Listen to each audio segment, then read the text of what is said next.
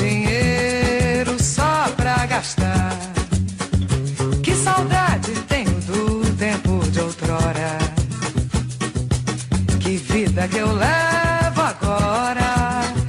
Já me sinto esgotado e cansado de penar. Meu Deus, sem haver uma solução. De que me serve um saco cheio de dinheiro pra comprar 1 quilo de feijão? Pois é, professor Zé Geraldo levou um susto aí na hora que eu vi a Beth Carvalho aí, professor Zé Geraldo. Essa música é do tempo lá do tempo da inflação alta, né, professor? Então, você vê que vem bem a propósito, combinando essas duas leituras da realidade, a que vem do Evangelho e a que vem do sentimento do povo na música, que traduz tão bem a angústia e aquilo que representa a nossa reação contra a indiferença, contra o descaso, né? Mas eu acho assim que ouvindo a Simone, que é sempre tão acalentador para a nossa alma, né? Para lembrar o Eduardo e o Realmar, né? Como foi bom trazer Lucas não só pelo Evangelho, mas porque ele é a referência que está no subtexto da discussão que o Papa Francisco traz com a sua proposta de pensar uma outra economia para o mundo, que é a referência que ele oferece nos Atos dos Apóstolos para designar a ética da formação da comunidade cristã, que é a comunidade referência, né? Então, os cristãos vinham aos apóstolos trazendo o produto do seu trabalho e passava a ser distribuído a cada um conforme a sua necessidade.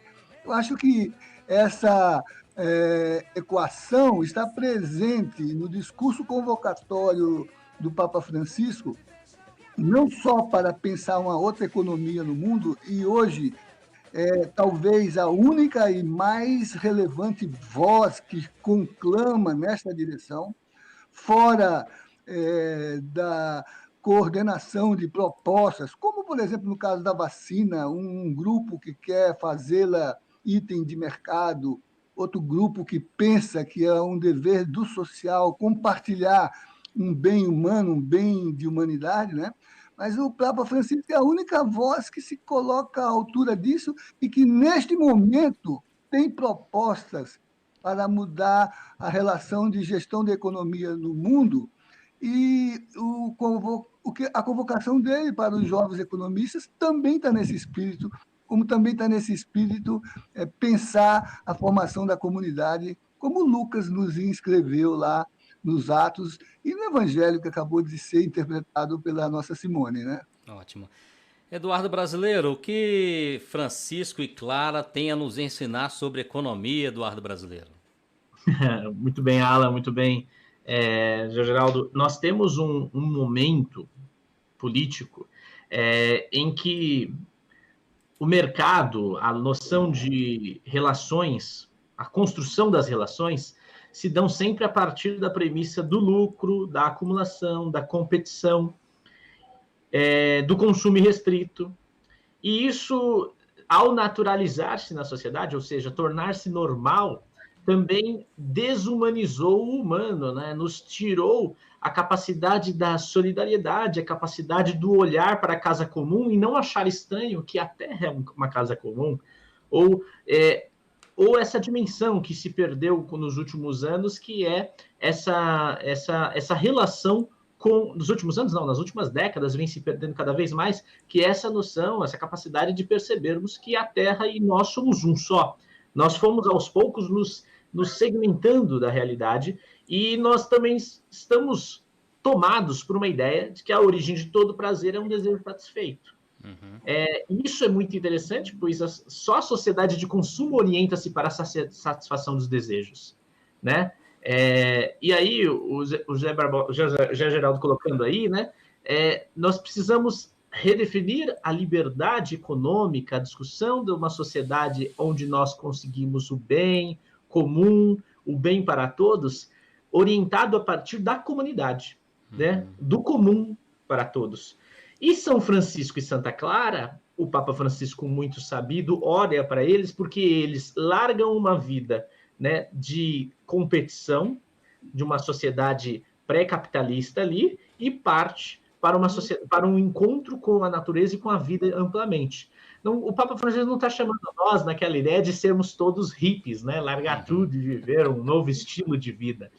Na verdade, o chamado dele é para que nós pensemos que o sistema nos domina o corpo e as nossas comunidades. Nós fomos empobrecidos enquanto comunidade, nós fomos despotencializados enquanto a capacidade de realmarmos a vida com significados, com lutas, com causas comuns.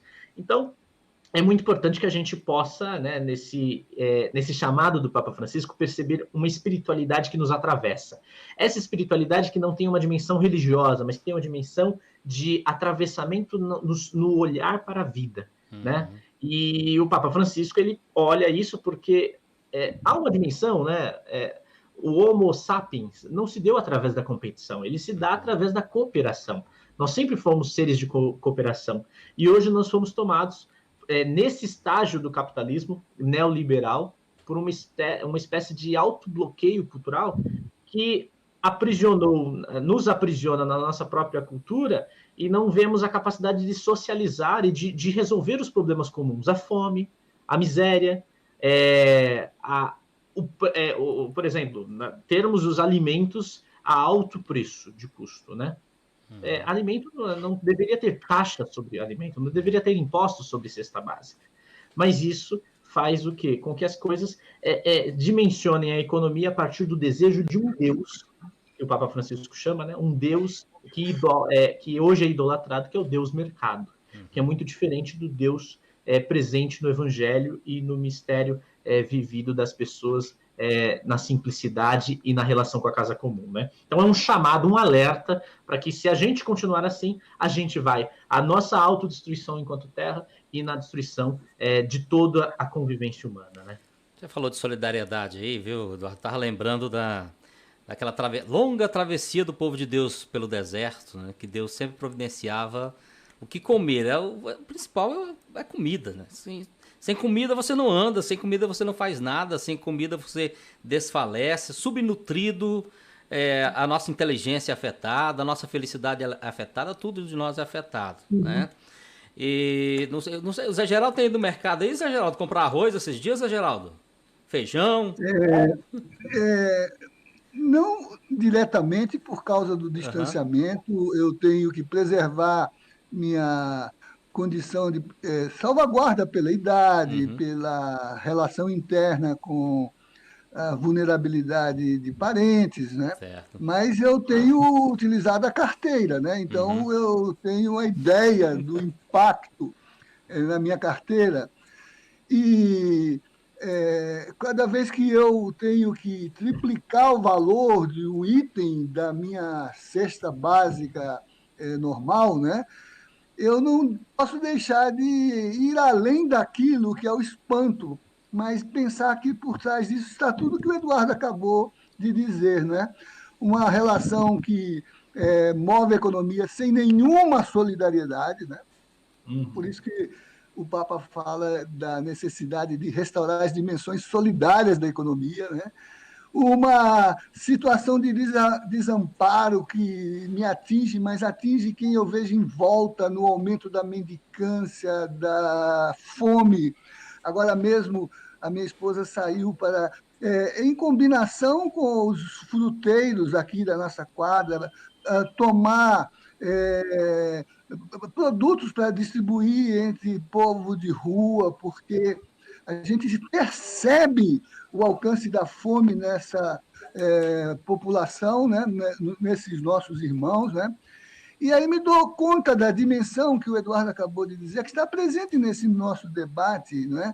De como a gente vive uma realidade de indiferença na fraternidade, na comunidade, indiferença na organização da vida pública, um governo que se distancia do social e que se faz aliado da ganância, um governo que põe a economia sobre a vida e, de algum modo, coloca as necessidades mais prementes do social no fim da lista de suas preocupações, que é tudo contra o que a mensagem do Papa se coloca na inspiração de Francisco e Clara. Não é por acaso que o encontro dele com os economistas vai se dar em Assis. Não é por acaso que os itens da convocatória dele são enunciados da pregação de Clara e de Assis, não só no aspecto de responder ao grito dos excluídos e dos pobres, a pobreza como um critério teológico, não só como uma comiseração, mas como uma condição da dignidade, ou seja, pensar, como disse a nossa cantora, que você não come dinheiro. Você não come dinheiro, né? Aliás, é o que o Ailton Krenak escreve no seu último livro, falando do bem viver, que o Papa também fala do bem viver e da casa comum. O Ailton Krenak diz que a vida não é útil, ou seja, ela não é um item utilitário de uma agenda de consumo. A vida é dignidade, é teto, terra e trabalho. Nenhum trabalhador sem direito e nenhum trabalhador sem redução da sua dignidade, que é a proposta do Francisco para uma economia solidária que restaure a dignidade do trabalho. É Paulo de novo, quem não trabalha não come, que é preciso dar dignidade da consciência da cidadania, e que é outra lição de Clara, principalmente de Clara, que instituiu, que é a configuração da ordem religiosa, o princípio da democracia participativa, a sua tensão com o papado, inclusive, para que se colocasse nas relações comunitárias o princípio da participação da comunidade e da democracia, da institucionalidade. Uma sociedade que perde dimensão de democracia se torna indiferente ao povo e descarta a pobreza, mas não descarta apenas como ignorá-la, descarta por sacrificá-la no altar da ganância, do valor dessa economia, que é uma economia predatória. São os termos do documento do Papa e dessa teologia da dignidade e do reconhecimento da necessidade de solidariedade na distribuição dos bens sociais, dos bens comuns, dos bens universais. Se eu ver o professor José Geraldo de Souza Júnior, eu quero que o Eduardo agora, se a gente perguntar para qualquer cristão, para qualquer católico, quem é que tem a mão invisível, quem é que tem o poder, a resposta para os cristãos é muito fácil, é Deus, né? Deus tem o poder, Deus, a mão invisível que move o mundo, a mão invisível que toca os nossos corações, a mão invisível que salva, a mão invisível que cura, é Deus. Agora, para a nossa economia, de quem é a mão invisível, hein, Eduardo? Dos grandes bilionários, dessa elite que está no poder e que, infelizmente, tem feito um cenário de enfraquecimento dessa democracia, que o José Geraldo coloca, porque cada vez mais, abraçando o poder, essa elite tira os espaços de participação do povo. Você vê a democracia como ela foi concebida em 88, né, pela nossa Constituinte, e o que nós temos hoje no cenário de participação, de deliberação econômica. Você sabe que nós temos um grande sistema de governo no mundo nas últimas décadas que se consolidou com a globalização.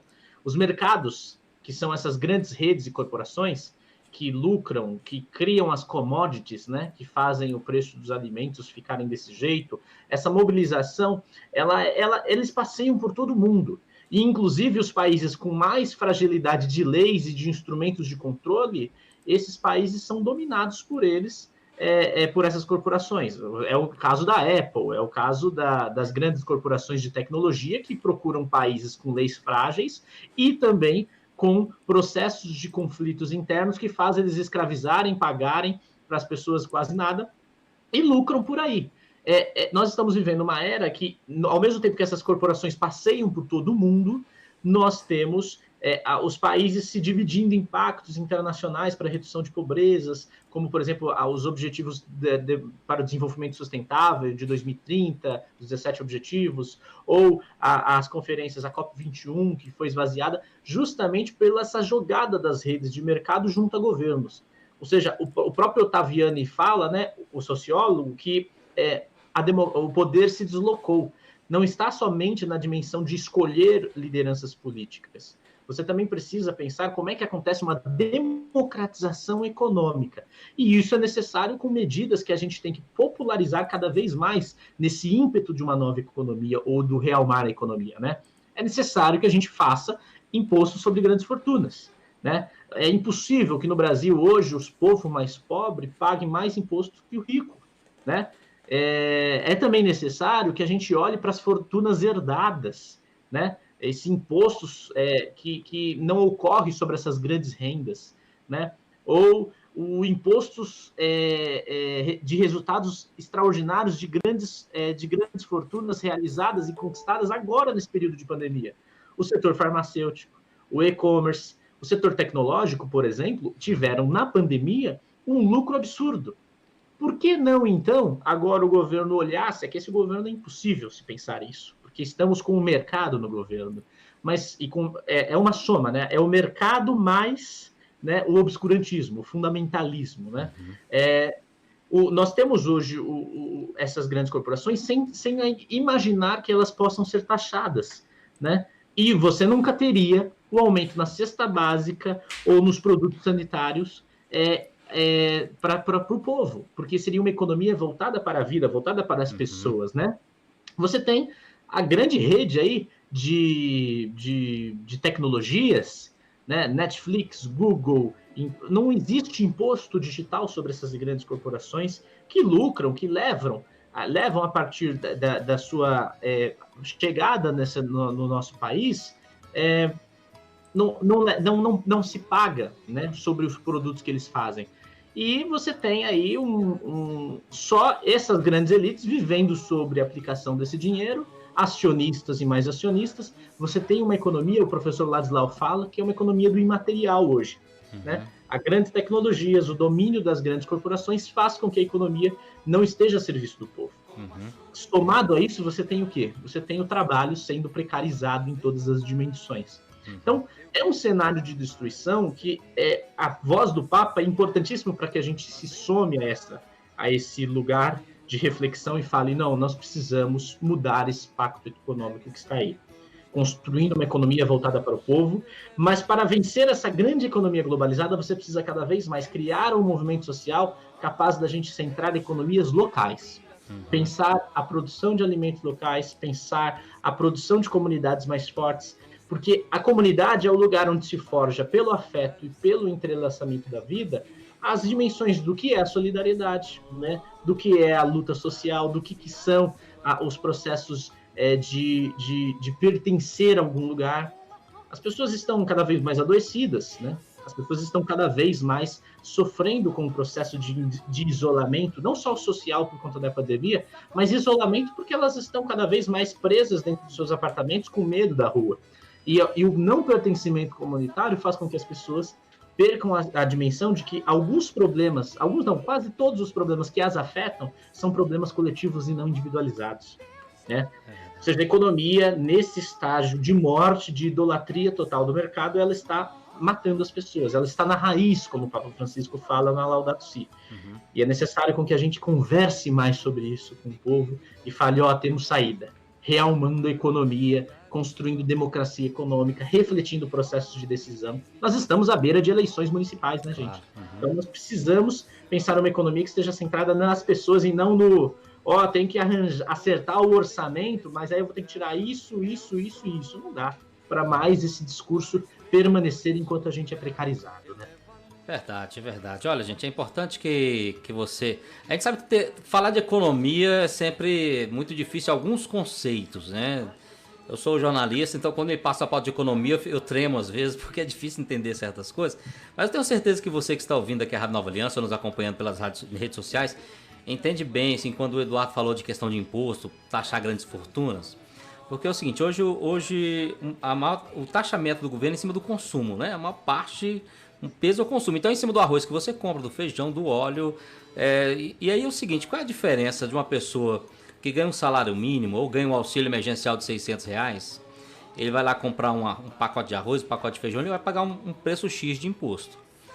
E aí tem lá o outro cidadão que é afortunado, ganha lá os seus R$40 mil, ou a pessoa rica, né, que ganha lá seus 200 mil por mês, tem gente que ganha fortunas. Ele também come arroz e feijão. Ele também compra arroz e feijão. O que ele paga de imposto é o mesmo que você paga de imposto, você que é pobre, é o mesmo. Então esse imposto vai pesar mais para você ou vai pesar mais para ele? Então esse tipo de discussão é uma das discussões que quando o Eduardo fala em taxar grandes fortunas é porque a forma como estamos cobrando imposto do povo está penalizando cada vez mais o povo. É isso, Eduardo? É isso mesmo, é verdade, Alan. E uma coisa, quando a gente entra nessa questão da discussão do aumento dos alimentos, né, a gente pensa, o que aconteceu de diferente, né? Porque todos os produtos foram colhidos em março e abril, por exemplo, arroz e feijão. O leite aumentou também, né? Então o número de vacas nem aumentou e nem diminuiu. Só há uma explicação, né? Que é esse processo vergonhoso de especulação sobre os preços. Nós tivemos um crescimento no monopólio da produção, ou seja, hoje o pequeno agricultor ele não produz diretamente para chegar na mão do povo.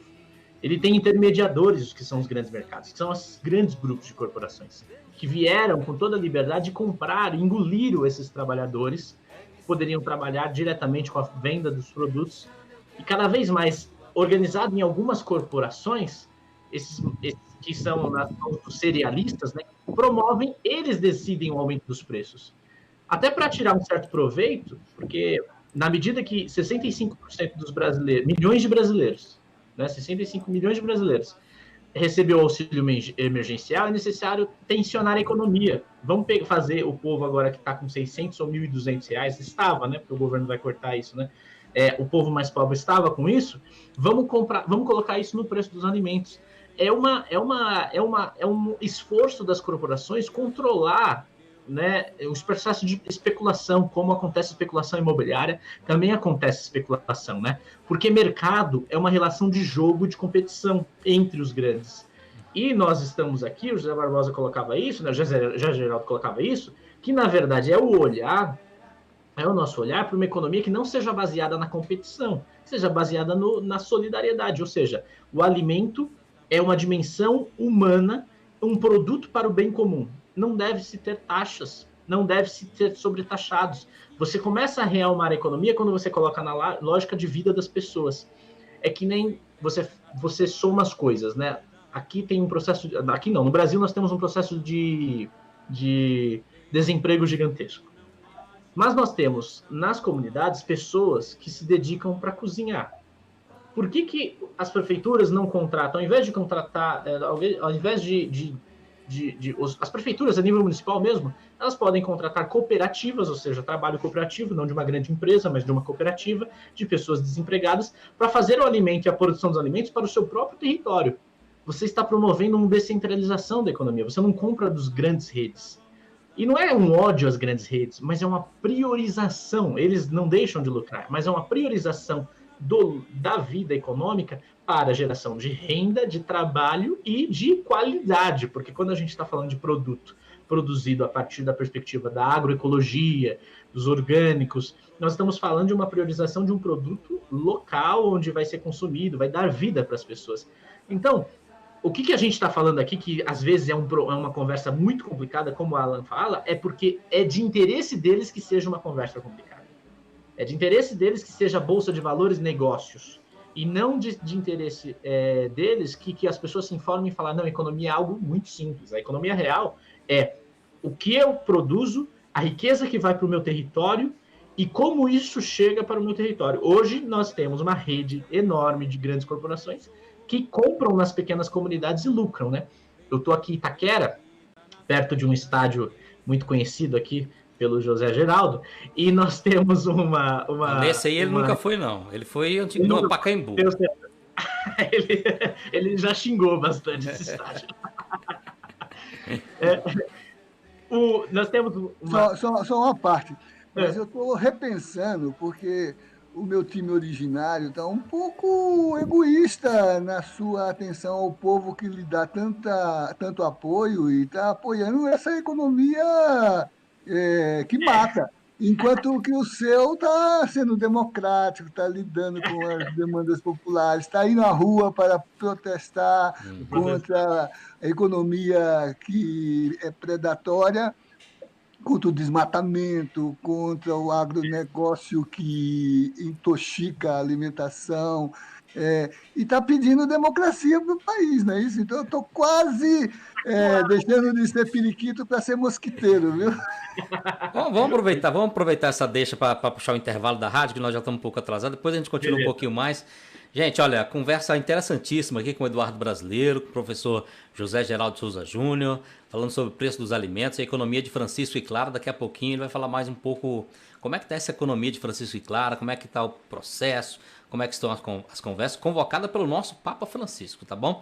A gente vai para um breve intervalo e a gente volta daqui a pouquinho com muito mais na sua Rádio Nova Aliança, a voz da Arquidiocese de Brasília.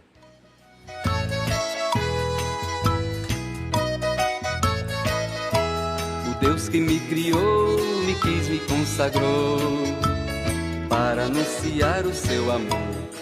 Enquanto a gente está no intervalo da rádio, eu vou aqui conversando com nossos seguidores nas redes sociais. Está aqui João Paulo Francisco de Souza, paz e bem nos acompanhando. A irmã Fátima, que bom, a irmã Fátima fala aqui, estamos juntos nessa luta, terra, teto e trabalho. A Mariana fala aqui, debate muito importante, determinante no momento. A Veridiana Alves Cirino Reis também nos acompanhando. O João Paulo Francisco está lá em Marília, no interior de São Paulo, da CEJA de Marília. CEJA de Marília. Obrigado aí, viu, João Paulo, pela sua audiência. Vamos ver a Edna, aqui no Facebook, a Edna Souza nos acompanhando também por aqui. A Vanessa Noronha, está em Viena, na Áustria, Vanessa Noronha, olha. Hoje temos aí ouvinte internacional com a gente, brasileira, mas vivendo na Áustria.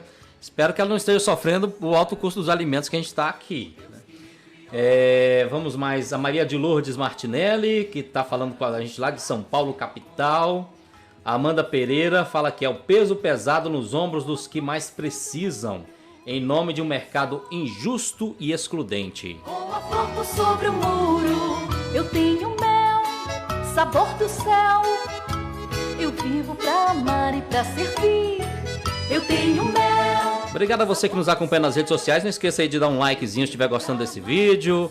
Assinar o nosso canal quem está no YouTube, para sempre ser notificado de novos vídeos e os novos trabalhos da Comissão Justiça e Paz Brasília.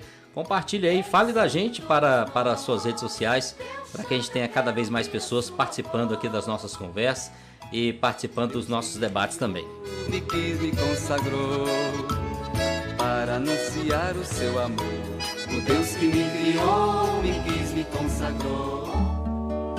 A mesa tão grande, vazia de amor e de paz. De paz. Aonde é o luxo de alguns, alegria não há.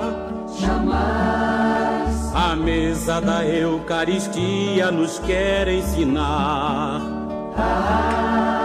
que a ordem de Deus, nosso Pai, é o pão partilhar. Pão em todas as mesas, da Páscoa nova certeza, a festa haverá e o povo a cantar aleluia. Esta é uma linda música, composição do Zé Vicente, né, gente? O Zé Vicente sempre trazendo conexões a questões problemáticas, sociais com a nossa liturgia. E essa é uma das músicas que eu mais gosto de cantar no dia de Páscoa, né? Pão em todas as mesas. E como é triste a gente ver as pessoas aí sem dinheiro e ainda esse alto custo dos alimentos. A justificativa que se tem, se é que a gente possa aceitar essa justificativa sobre o ponto de vista da ética cristã, do cristianismo. Os agricultores brasileiros estão tendo uma oportunidade de vender para o estrangeiro. O dólar está aí a R$ 5,30, eu vi ontem mais ou menos isso aí. E está mais atrativo vender arroz, vender soja. O Brasil é o maior produtor de soja do mundo. óleo de soja, óleo de soja. E arroz, também um dos grandes produtores mundiais de arroz. E hoje o mercado está mais atrativo vender para fora. Aí eu queria que o professor José Geraldo me dissesse duas coisas aí, professor. Se a gente começou o programa tocando a música da campanha da Fraternidade 2010, que vem de uma frase muito forte bíblica: não dá para servir a Deus e ao dinheiro. As pessoas que estão preferindo vender para o exterior o arroz tão necessário para o brasileiro, feijão tão necessário para a mesa do pobre brasileiro, está servindo mais a Deus ou ao dinheiro, hein, professor? Então, que o Eduardo dizia no início, ao dizer que nós nos realmamos porque nós nos alimentamos da espiritualidade. Nós não comemos o dinheiro, nós comemos aquilo que se transforma em alimento do espírito e da nossa dignidade. Como essa música há pouco dizia, né? Que, na verdade, muitos preferem comer o dinheiro.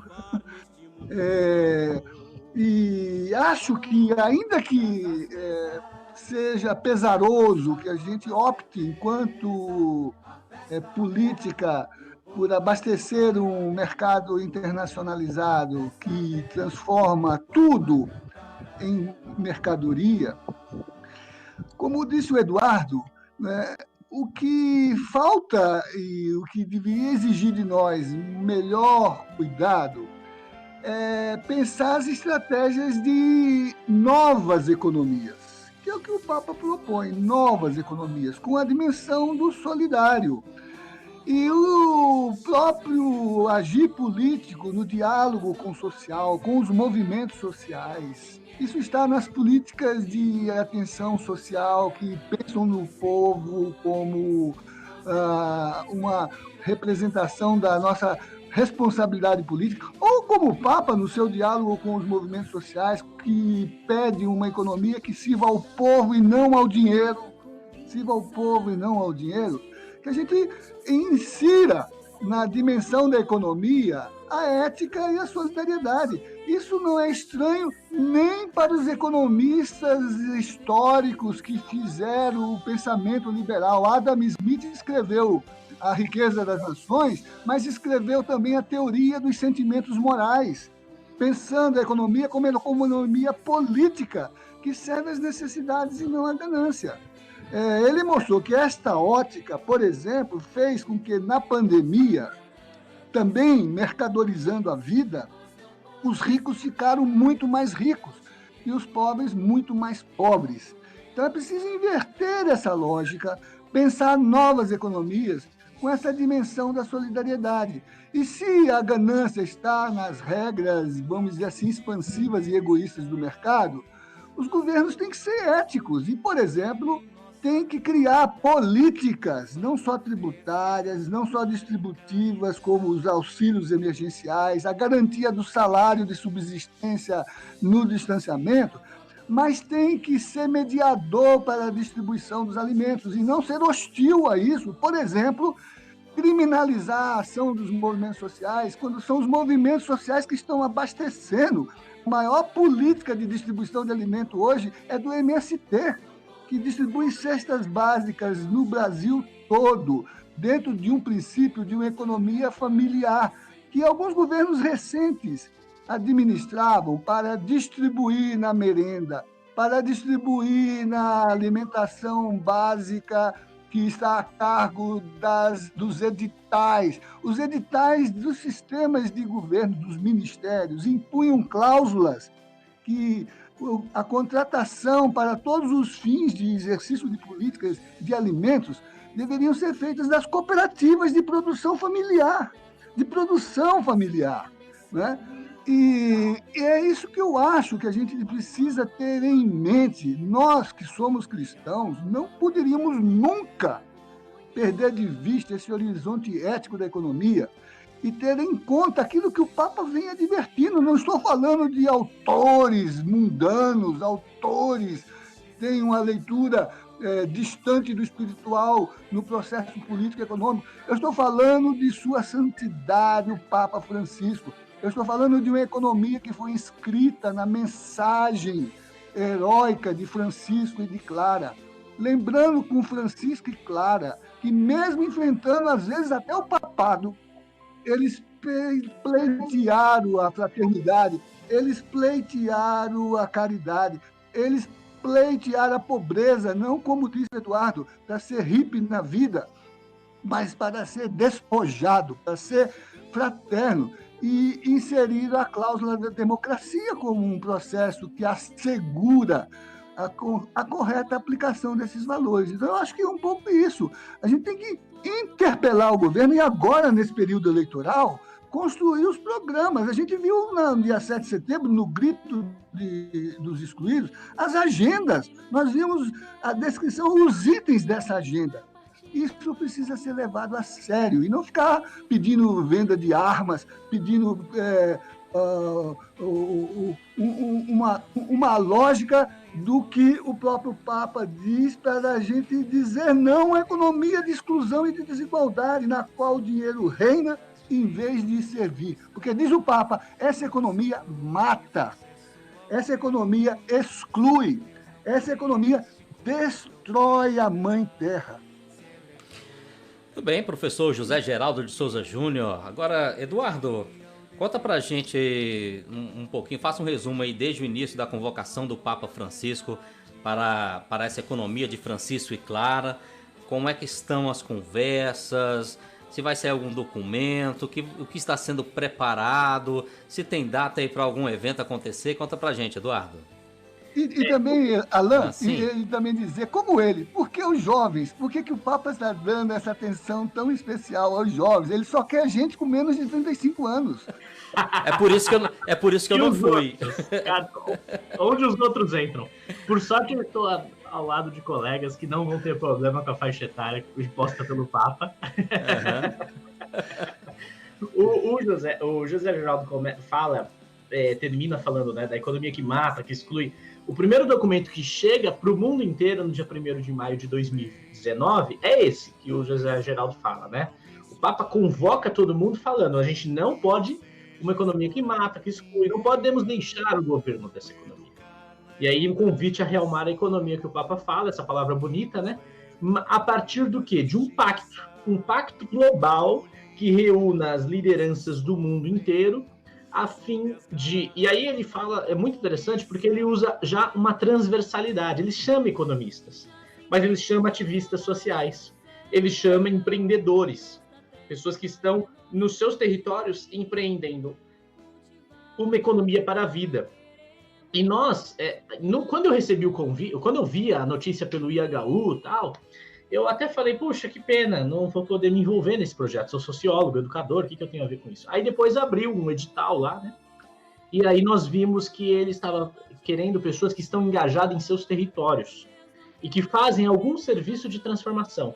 No Brasil, fomos selecionados 280 jovens, de 2.000 jovens que vão para o encontro em Assis. E em 2021, lá no dia 18, 19 e 20 de novembro de 21, ou seja, mais de um ano, daqui a mais de um ano, teremos esse grande encontro. Mas até lá, nós fomos divididos em grandes vilas temáticas, vilas que são... Porque como o encontro vai se dar numa cidade chamada Assis, né, a cidade de São Francisco, de Santa Clara e da fraternidade toda, nós vamos, como uma cidade pequena, então nós vamos... Eu nunca fui, mas vamos nos dividir em pequenas vilinhas, onde as pessoas se encontram e fazem debates.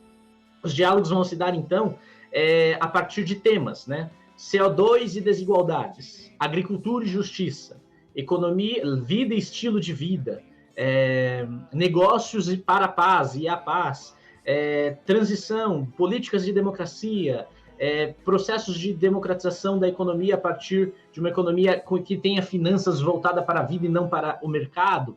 Então, são essas vilas que vão se dar os diálogos, os encontros e as experiências globais. Então, aí chega exatamente isso. O Papa Francisco convoca jovens porque jovens que estão envolvidos em lutas, em territórios, para trazer a novidade de processos, de narrativas, de resistência a esse sistema de morte. Porque, por exemplo, você tem os ecobairros aqui no Brasil, as ecovilas no mundo rural, que é onde o pessoal produz, consome, tem a moeda própria e vive uma vida de sustentabilidade e também de cuidado da terra. Você tem os bancos comunitários, as economias solidárias, as moedas sociais, você tem a economia circular, a economia de comunhão, ou seja, você tem essas diversas economias que o José Geraldo fala, exatamente como um processo de resistência a esse sistema. Então, essas narrativas têm que ser levadas para lá. Então, ao chamar o encontro, não é um encontro que vai demandar uma grande linha a ser seguida, não. Mas é a pluralidade de resistências que o mundo compõe a esse sistema que precisam ser amarradas. A Europa precisa ouvir as experiências de resistência da América Latina. Por exemplo, o MST, a Via Campesina, com a questão da democratização, soberania alimentar e a reforma agrária, né? Tem jovens selecionados do movimento dos pequenos agricultores, por exemplo. Tem jovens dos movimentos ligados à economia solidária, à economia de comunhão, à economia circular, às novas economias. E tem jovens como eu, no meio urbano, que fazem na periferia processos educativos. Eu sou educador, estou no instituto que promove formação. Ou seja, são essas dimensões que a gente precisa cada vez mais divulgar na sociedade. E o encontro vai gerar um grande discurso do Papa Francisco, que será somado aos discursos que foram feitos nas vilas, um programa de criação de um movimento social global, que cada vez mais pressiona para... Porque a mudança da economia, que o José Geraldo fala, né? A mudança da economia e do poder político não se dá agora, mas se dá na formulação de um projeto de um grande movimento que, há alguns anos à frente, terá capacidade e organicidade na vida do povo de ter um discurso fácil. Da gente popularizar a discussão de novas economias, a gente popularizar esse real mar economia e que isso gere mudanças na política, na vida do pessoal que está nos negócios, espalhar essa juventude toda no processo. Mas os mais de 35 anos não estão excluídos. Tanto que o Papa convidou observadores gerais para estarem em Assis como observadores, inclusive ainda vai abrir esse processo que vocês podem até se inserir. Tem um professor que faz parte com os jesuítas em Brasília, o professor de economia, o Guilherme... Delgado? Delgado, isso. O Guilherme Delgado. Eu acompanhando a Comissão Justiça e Paz. Isso, é da Comissão Brasileira, é verdade, Justiça, né? É verdade. O Guilherme Delgado está entre os observadores e outros, né? Que vão para lá para assistir esse processo, ajudar nas opiniões, nas discussões, refletir. E nós criamos uma articulação brasileira, que todos que estão assistindo, inclusive o José Geraldo e o Alan, podem se somar, que é uma articulação para a gente criar esse movimento com mais força no Brasil. Discutir nos territórios, nas cidades, nas grandes cidades, essa discussão para cada vez mais popularizarmos a discussão de economia. E é isso que nós falávamos, eu até parei de falar uma hora, porque a gente entrou na brincadeira do estado do Corinthians, eu estou De novo ele pôs o Corinthians na história. Eu vou logo me pronunciar, e dizer que eu sou... Vou me pronunciar e dizer que eu sou Flamengo, não tenho nada a ver com essa conversa de vocês dois aí. Não, é que o que acontece, em Itaquera nós temos, no bairro aqui, nós temos um McDonald's, que é o que mais lucra da América Latina, né? E a gente se perguntou, é um bairro periférico, por que é o que mais que lucra da América Latina, né? Exatamente por essa fuga de capitais, né? A gente poderia ter cooperativas de trabalho, de fazer hambúrgueres, fazer tudo o que quisesse para a economia local, e não esse capital que o povo tem e que vai para o coração dessas grandes corporações. Então, esse chamado a Real Mar Economia é para nos dar esperança, para nos mover aí num grande chamado global para a transformação da sociedade e... É claro, todas tem que se envolver nessa temática, discutir economia no seu bairro, e isso é importante. Por que discutir economia no seu bairro? Porque, mas eu não tenho um economista aqui para discutir. Não, a gente discute a partir da vida, o critério é a vida. O que está acontecendo com a vida da gente? Não é fazer uma tabela para discutir como é que está o PIB. Isso tudo é discussão muito abstrata, a gente precisa discutir a economia real. Como é que a gente formula a economia no nosso bairro, como é que a gente democratiza ela, as decisões econômicas do governo. E isso se dá a partir das decisões da gente, de formar nas nossas comunidades grupos, inspirados no chamado do Papa, na carta que o José Geraldo coloca, nós fazermos encontros e informarmos as pessoas cada vez mais. Bom, Eduardo, olha, estamos quase chegando ao fim. Esse programa tá rápido demais. A gente tem que conversar com a diretoria da Rádio Nova Aliança. A gente precisa de mais 1 hora, pelo menos, para a gente estender bem a conversa. Agora, Alan, a propósito, vamos convidar o Eduardo para a próxima conversa de Justiça e Paz. Claro. A gente precisa expandir esta representação da realidade. E olha que fascinante. Você dizia da dificuldade de lidar com os termos herméticos da economia.